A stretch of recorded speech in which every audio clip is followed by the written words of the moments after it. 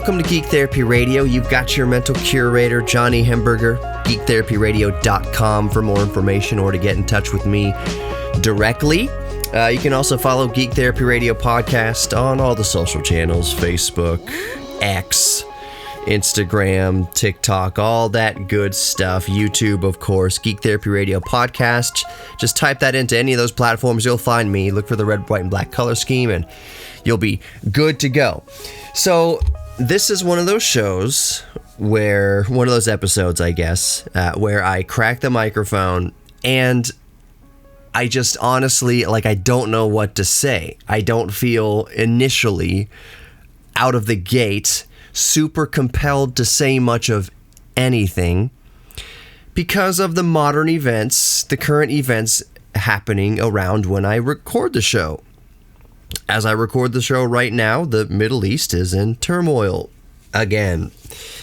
And I don't want to be just one of these voices that comes on the radio that has not experienced it firsthand and it pretends to be an expert on all the nuances of thousands of years of conflict and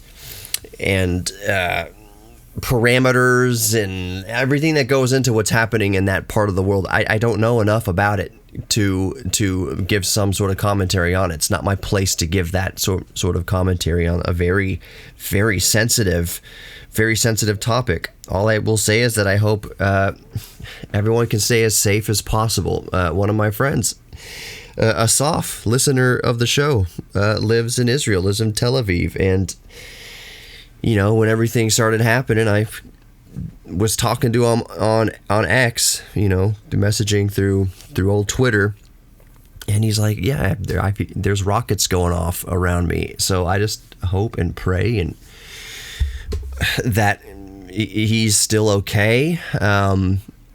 Asaf, I'll check in with you, after the podcast, or feel free to hit me up. But the point is, I see him active. Asaf, I see you active on X, saying something. So talking about F1, which F1 racing, that's something that I've kind of wanted to broach on this show about having an expert on Geek Therapy Radio to talk about F1 racing, because I don't know, maybe there was a while back, Austin Evans.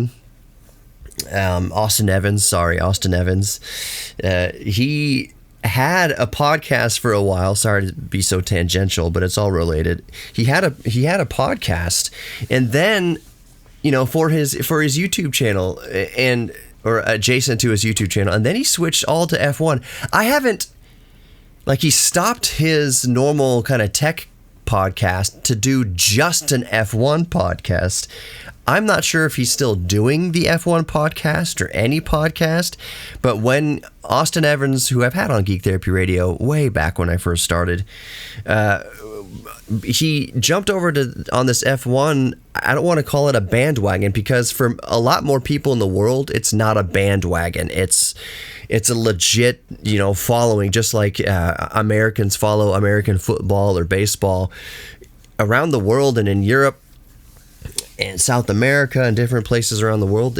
People follow F1 very passionately. So I was kind of scratching my head when the F1 craze hit the United States. Seemingly a bunch of tech YouTubers and people in the tech sphere were getting gaga and crazy over Formula One racing seemingly overnight. And I was thinking, this is great if people are genuinely interested in it, but is this, I've never known, Americans care about soccer during the World Cup. And even then it's not, it's just more than usual. It's not like every single American really cares. What the men's team, women's team, it doesn't matter. If the United States is in the World Cup, maybe 10% more people in the United States are aware of what we're doing in international soccer. So I was like, is F1 really this thing that's going to take over and be popular among the hearts and minds of American tech influencers? And why is it just tech influencers? I know F1 is extremely high tech sport for sure, extremely nuanced sport. It's I understand the appeal of it, but I couldn't was like, is this going to be a flash in the pan? Is this just going to be some sort of hype for a little while and then burn away? Like, I don't know. Does Austin Evans still have his F1 podcast?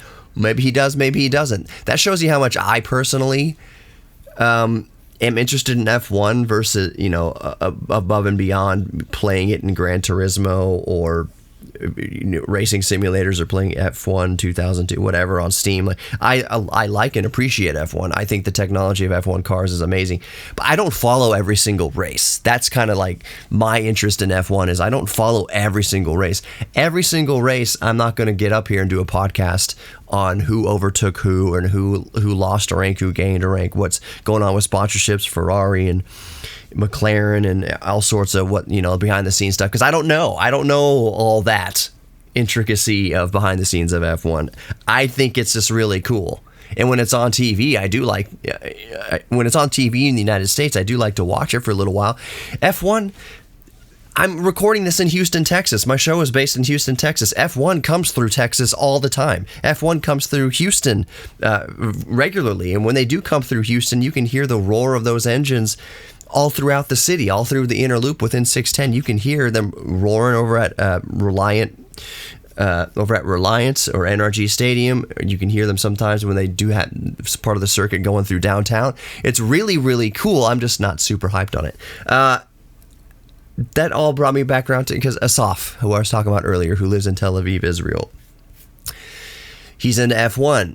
And, the last I talked to him, he said he could hear rockets exploding in his vicinity. And it's one of those things that makes me, as an American living in Houston, Texas, just kind of, I go outside and look up in the sky and I'm just like, what are we aware of what privilege we have here not to watch the Iron Dome do its thing on a daily basis? I know I need to go pick up eggs. I need to go get some groceries. I need to go buy a video game or something like that. I don't have to look up in the sky and see trails of rockets and little pops in the sky of the Iron Dome blocking most rockets from hitting cities. Like, I don't have to fear for my son when we go to the park that rockets are going to be going off. Asaf, I hope you're okay, brother. I'll talk to you soon. All right, more Geek Therapy Radio coming up. Don't go anywhere.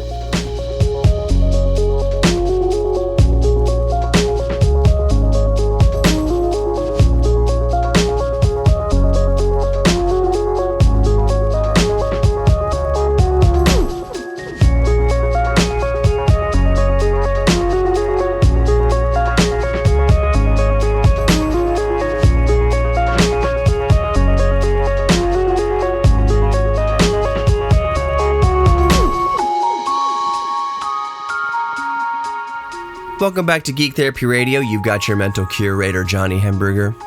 GeekTherapyRadio.com for more information. If you're listening to this on the AM radio broadcast, this is, of course, a podcast also. It's the 21st century. It's the year 2023 as of recording, so podcasts are a thing. So you can grab the Geek Therapy Radio podcast in your favorite podcast app. Just type in Geek Therapy Radio Podcast into Apple Podcast, into Google Podcast, into Spreaker, into the iHeartRadio app, wherever you listen to podcasts, Geek Therapy Radio Podcast, red, white, and black color scheme, and that's how you know you've got me. A few years ago, and I'll say this again, and I'll take whatever lump that I need to take from it, but speaking of 2023 and podcasts being a thing, I remember on one episode I said, welcome to the broadcast, which in the 21st century is really just promotion for the podcast. And it's true. That statement is true to a certain degree, for sure. A radio broadcast is really promotion for the podcast, which you can listen to on demand whenever you want. And the program director at the time, Justin King, he texts me or emails me. He's like, hey, man, I get it. But don't be going on the radio and say that the radio is just promotion for digital streaming. It's like, well, part of it is radio. So here's the other thing about radio, just to kind of even things out a little bit, because the sentiment was, hey, obviously I understand this. Don't get on a radio station that is hosting your show, that's putting your show on the air, and then say that the radio station is just exists to promote podcasts, to promote the digital side of things. I understand that completely. You want people listening to the radio because we want people going and shopping at the sponsors that you hear in the commercial breaks, which I personally do or do not necessarily endorse. Like, I don't know what's going to play in my commercial break. I don't see a dime of that revenue anyways. But the point is, you want radio listeners to stay tuned and hear the sponsors and visit the great sponsors that we have sponsoring these radio programs. So of course I get that 110%. That is absolutely true. So to kind of narrow it down, or to kind of simplify it or patronize it a little bit by saying, yeah, broadcast is just promotion for a podcast. I understand that. I totally get that. So, you know what? I need to turn on the volume on my phone because, of course, when I hit record, that's when all the notifications start coming through. Radio's not going anywhere. And for the reality of how technology has progressed and where we are in the current state of the art of things, and yeah, a lot of people listening to podcasts, there's still a lot of people listening to the radio. It's gotten to the point though where you'll hear sometimes of legislation going through Congress or the Senate or whatever, people deciding, FCC deciding what to do with radio, and in particular in vehicle manufacturing. I heard, basically, long story short, is that apparently auto manufacturers don't want to put AM radio in cars anymore. And I was like, what? That's never gonna happen. I mean, that is egregious anyways, because whether you agree or disagree with a lot of sentiment that comes out of, AM talk radio, let's not beat around the bush. Most of it is conservative, and it's sensational conservatism designed not to inform you but to keep you entertained to the ad break. Let's not beat around the bush here, but they have every right to exist.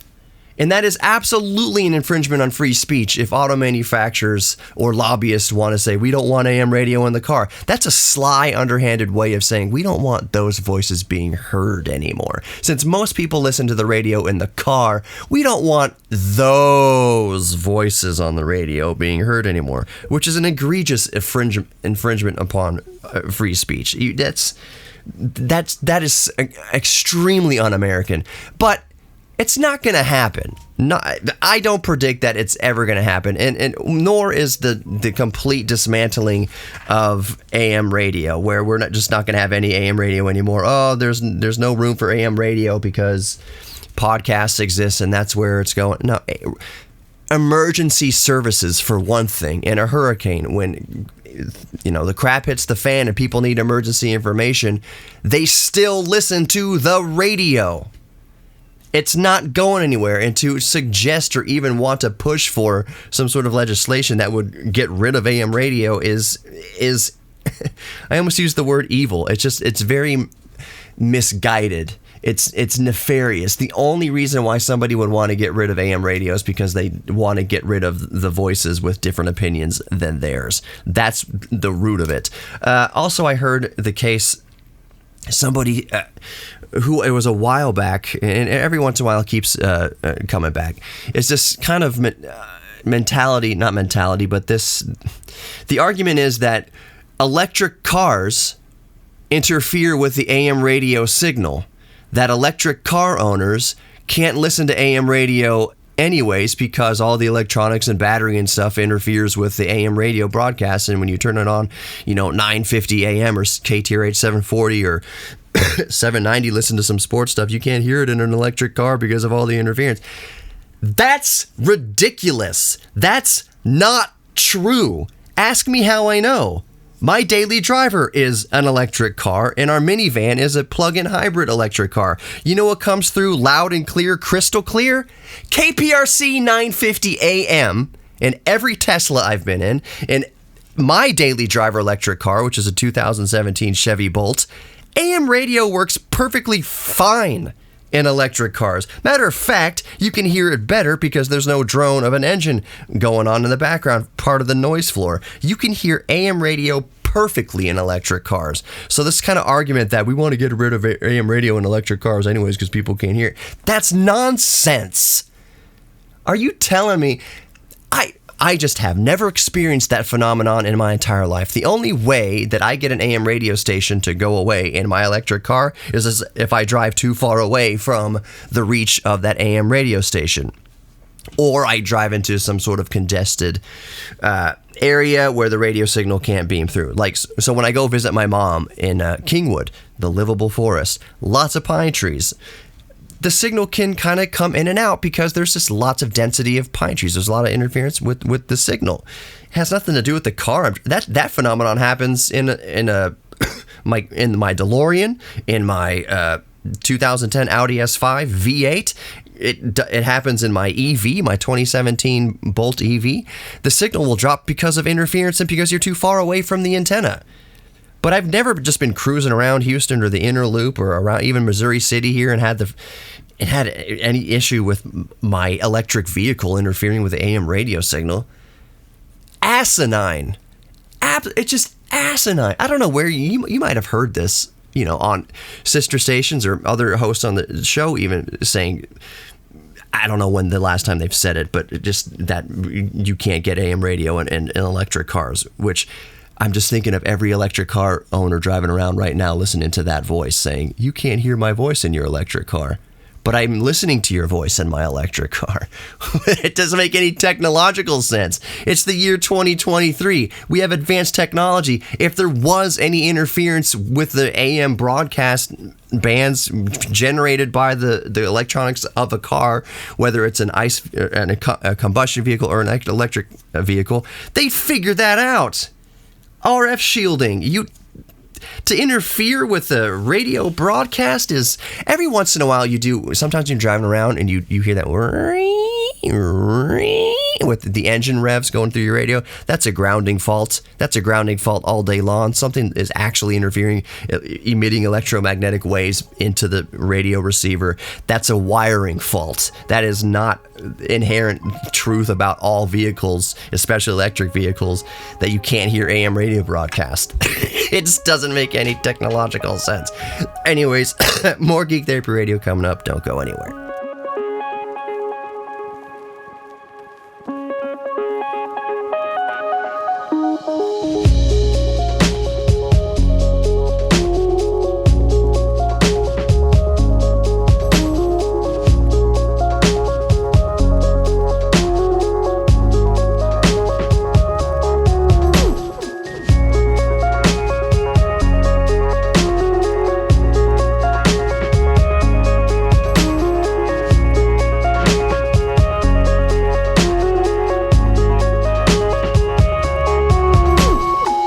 Welcome back to Geek Therapy Radio. You've got your mental curator, Johnny Hemberger. In the last segment, I was talking about this idea that you can't hear AM radio broadcasts in electric cars, which is stupid because I've had an electric car for 3 years and I listen to my own radio station, KPRC 950 AM, all the time in it perfectly.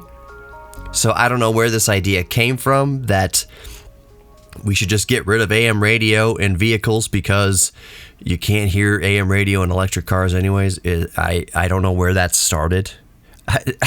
I was confounded when I heard that being spoken upon on the radio. You can't hear AM radio in electric cars anyways. What? Anyways, but that reminded me. For some reason, I was thinking back to like my first car, and here's where I'm going to ask for a little interaction from the audience here. This is where I'm going to ask you to follow, or if you're not already following, Geek Therapy Radio on social media, especially X and Instagram, Facebook, YouTube, all that good stuff, TikTok. I think X is a better place to engage like this. Especially for what I'm asking, but you can also email me, johnny@geektherapyradio.com, JOHNNY@geektherapyradio.com.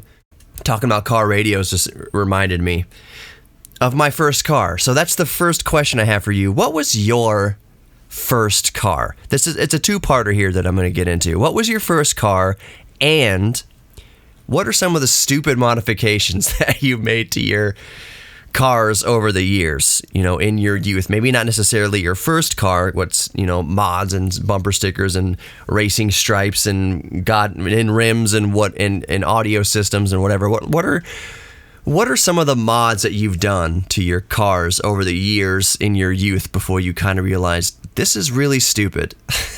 Or I'm just not into this anymore. Some of them were just really stupid mods. Some are really cool mods that there still might be somebody listening to this right now who's 30s, 40s, 50s, 60s years old who's done modified, probably more tasteful, more knowledgeable modifications to their car. But I'm talking like high school. What is the kind of stuff you did to your first car or your second car, but when you were under 20 years old, when you were before 22, like before the end of college, your college years or whatever? So what was your first car, and what are some of the stupid modifications that you've done to your cars in your youth? So I'll start because I'm looking around. I'm the only one with a microphone at the moment. My first car was a 1974 Volkswagen Beetle. And I love that thing. And my dad, the quick story behind that, because I think I've told it on Geek Therapy Radio before, is that it used to be my brother's back in Austin. This was like late 1990s.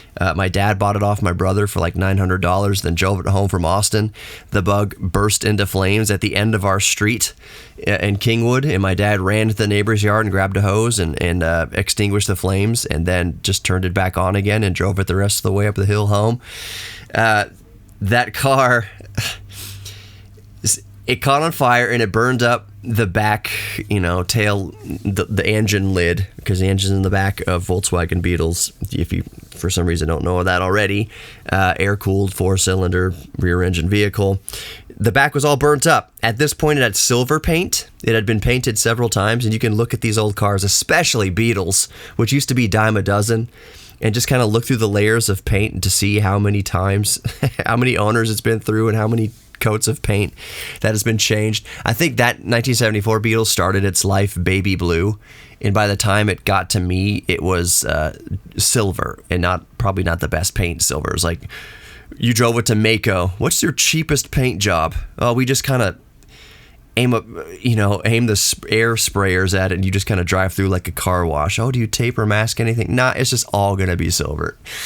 It wasn't really that bad, but it was still a cheap, nothing against Mako, but it was like their cheapest option for a paint job back then, silver. Except for the back of the car at this point, which was all charred and black and brown from the kiss of flames. And that's how I drove it around for a while, for a couple years. It was my only car, 1974 Beetle. I asked my dad why 1974 Beetle. Nothing against it. It's cool. It was one of his first cars too, a 60s or earlier Beetle. He said, because this car is going to break down a lot, and it's going to teach you how to fix it. It's going to teach you how to be self-sufficient. What you learn from this car breaking down, and it will help you keep any vehicle you own on the road. It'll just decrease your odds of being stranded and at the mercy of other people. Anything that can go wrong with a vehicle will go wrong with this 1974 Beetle, and you're going to learn how to fix it. And by golly, he was 100% correct. Everything that could possibly go wrong with a vehicle went wrong with that 1974 bug. The only thing that I couldn't... It wasn't like major things to where you needed to like remove the engine. You can remove a Beetle engine with 4 bolts, and people are so good at rebuilding Beetle engines now that, or air-cooled Volkswagen engines now, that they can do it blindfolded. I couldn't rebuild a Beetle engine, but I could, prime the carburetor, clean the jets a little bit. I could learn to take brake drums and just all the little odds and ends of a car that would... Most people have no freaking clue if they can even access those things in modern vehicles anymore. And if you're driving a modern vehicle, for that matter, with drum brakes, you need to send it back to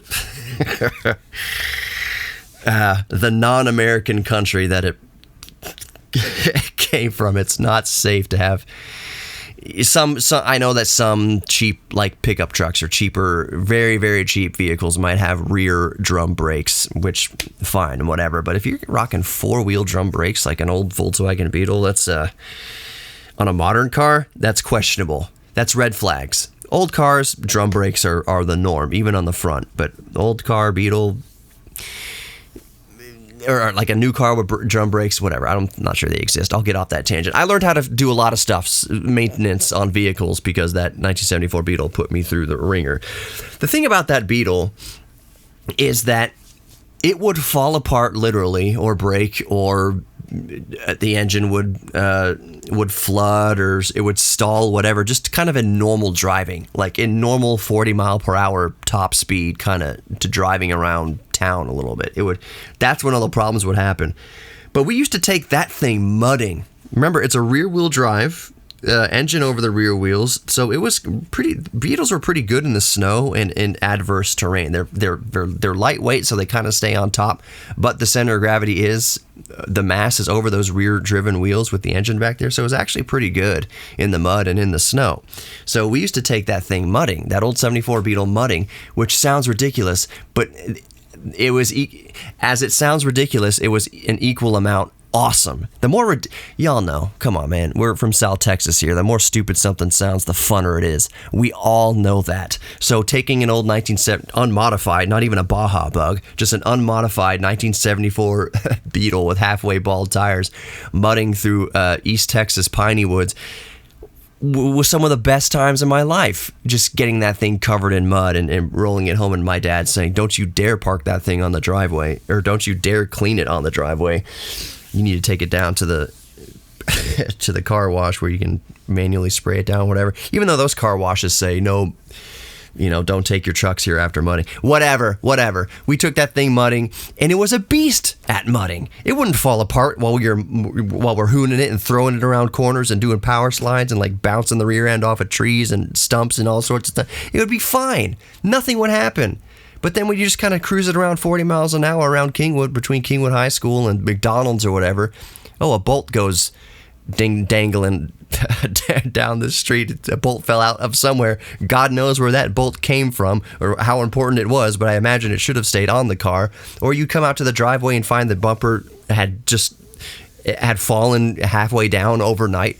It wouldn't fall apart while you were being rough with it and mudding it, for God's sake. It would fall apart while I was just sitting there resting, or just kind of cruising, after school got out to Wendy's or something that used to be there on Lake Houston Parkway. Memories. So that was my first car. The second car, as the segment wraps up here, I'm darn sure going to continue this into the fourth segment. Second car was my dad's hand-me-down 1994 Volkswagen Passat. It goes without saying that both of these vehicles were manual transmission. The Beetle was a 4-speed manual transmission, and the 1994 Passat VR6, awesome, was a 5-speed manual transmission with one of the best shifters I've ever, still, in any car that I've ever, although the Audi's is pretty good. Volkswagen shifters, in my opinion, have been pretty good. Volkswagen electronics have been historically the worst I've ever encountered in my entire life, especially up until at least 2009, 2010. Volkswagen electronics and the plastics they use is like, what are you Germans thinking? This is ridiculous. They obviously do not design cars for Southeast Texas. They freaking disintegrated, or at least they used to. Maybe Audis and Volkswagens have gotten better since, but like this 1994 Passat, go to an auto trader for a 1994 Passat. They don't exist anymore. They rusted to the ground. More Geek Therapy Radio, don't go anywhere. But anyway, welcome back to Geek Therapy Radio. Got your mental curator, Johnny Hamburger.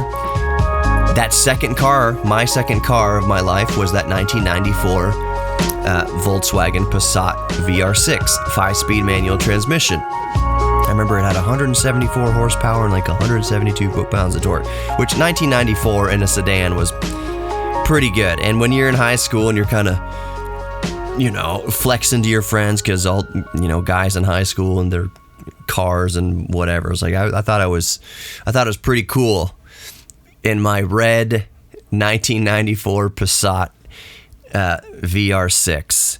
The VR6 engine itself is still one of the best engines ever created by mankind. It was in the Passat at this time, 1994, it was a 2.8 liter. I think they went all the way up to 3.2 liters in subsequent years, but it was a 2.8 liter in the Passat. One of my bucket list cars is still VR6 Corrado. Like, I would love a 1994, 1993, maybe black, maybe red Volkswagen Corrado VR6. I'm sure Corrado's still, every once in a while I can bring a trailer. Like, I follow Bring a Trailer on Instagram.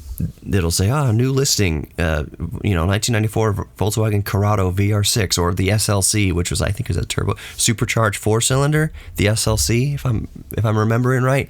But the Volkswagen Corrado from the 90s, not the Scirocco, which a lot of you might be thinking of from the 70s, 80s, and Europe had a Scirocco again until the late 2010s, I think, which the United States never got the modern Scirocco, which was a shame, because I remember when I was in Europe in 2009 and I saw a Volkswagen Scirocco, 2019 Volkswagen Scirocco, and I was like, this is the best looking hatchback I have ever seen in my life. This thing is freaking beautiful. I can't wait till they come to the United States. Never did, never happened. But anyways, back to my second car, because my second car, that 1994 Volkswagen Passat, which, like I mentioned, if you go on Auto Trader or whatever, you cannot find mid-90s Volkswagen Passats. They were utter garbage. The engine was great when it worked, when the electronics allowed it to work. The engine was an absolute peach, and the transmission was an absolute peach, but your air conditioning was going out within the first month after you bought the car. In South Texas, the air conditioner, the compressors, is done after a month, and it was. I cruised around into all my years with that car through high school and a little bit beyond with no air conditioning. Matter of fact, sorry, I'm getting over bronchitis.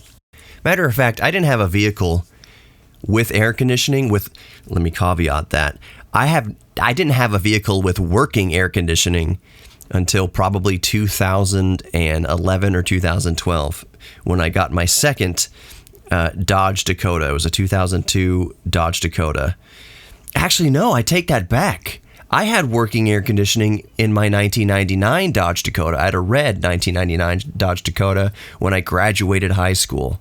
That's right, my senior year, I had a red 1998, actually, Dodge Dakota, and it had working air conditioning.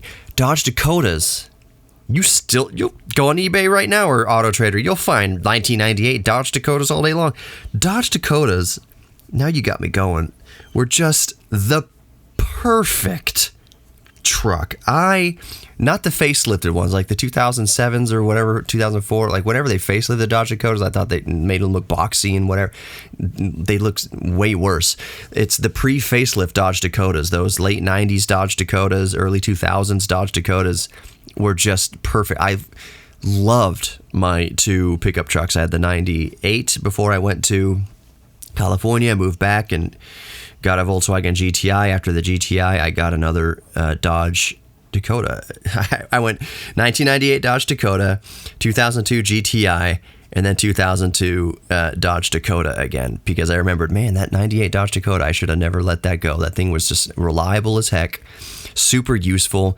It was big enough to do what you needed it to do, as far as like hauling things around on the occasion you like moving apartments or you're helping people move or you got to put an arcade machine in there, whatever. It was the perfect size for doing real things with it, but it was also just small enough to make sense living in the city, which I did live in the city. I lived in Montrose, and I see these like F-250s and stuff rolling around. Even F-150s are massive. I'm like, how do you live with that thing in a metropolitan setting? It's insane.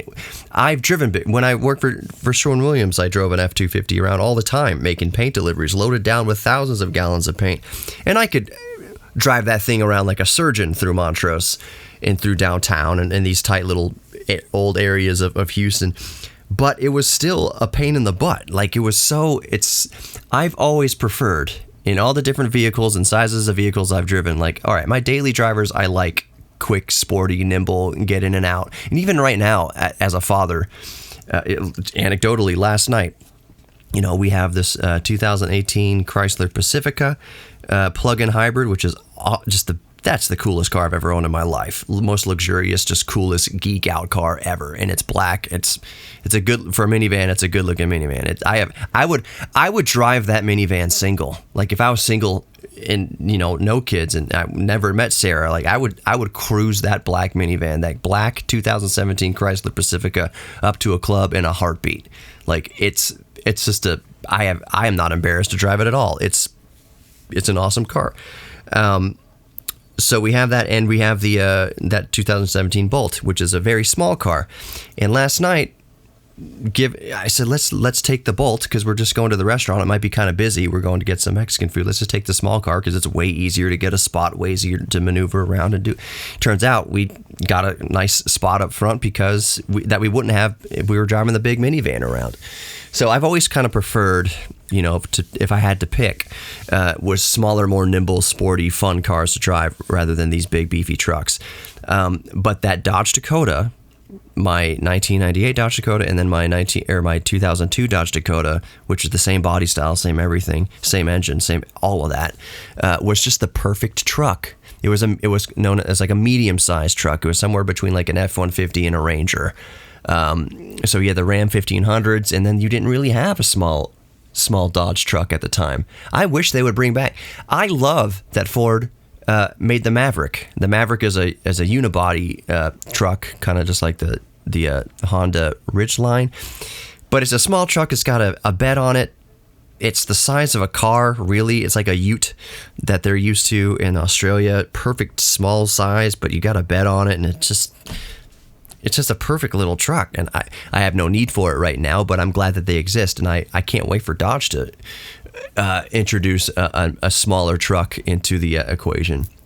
People said, because people are very locked into their opinions and not reason or ration or logic, when the Maverick was announced, big truck boys were like, this is stupid. No one's going to want a rinky-dinky truck. What is Ford doing? Da, da, da. They cannot keep Mavericks on the dealership. It turns out people have been screaming for small trucks for a very long time. Back in the 60s, 70s, 80s, there used to be small trucks. Volkswagen used to make small trucks. Toyota would make like the Tacomas and stuff, small trucks. What are the T1000s and things like that? Small trucks, very popular. And then all of a sudden trucks got huge. It was the smallest truck you could pretty much get was like an F-150, or even the Tacomas had gotten pretty big. Like there just wasn't any small trucks anymore. Where'd all the small trucks go? Kind of like there weren't any station wagons anymore. Where'd all the wagons go? We have all these SUVs and stupid crossovers, which crossovers are useless, by the way. If you like crossovers, I envy whatever's happening in your brain that makes you like crossovers, but nobody who actually likes cars likes crossovers. If you want a crossover, just get a sedan. And if you want an SUV, just get an SUV. But really, the actual answer to both of those questions is station wagon. Fit the bill perfectly on all fronts. Stupid things I've done to my cars. A lot of neon, a lot of crazy fire hazard audio mods and subwoofers mismatched to inappropriate amplifiers. But what were your things? Get at me. You are worthy of love. You're worthy of giving love, receiving love, and you're worthy of your own self-respect. Thank you for listening to Geek Therapy Radio. Talk to you next time. On the way out here, I just wanted to give a few quick pro bono shout outs because I wanted to highlight more local businesses and not just send people to Amazon all the time. Atomic Hobby Shop on 13529 Skinner Road in Cypress, Texas, 77429. Just a locally owned brick and mortar hobby shop that I highly recommend. Also, Replay Games at 2106 Yale Street, Houston, Texas, 77008. Vintage and used video games. It is just a wonderful place. That's Replay Games and Atomic Hobby Shop.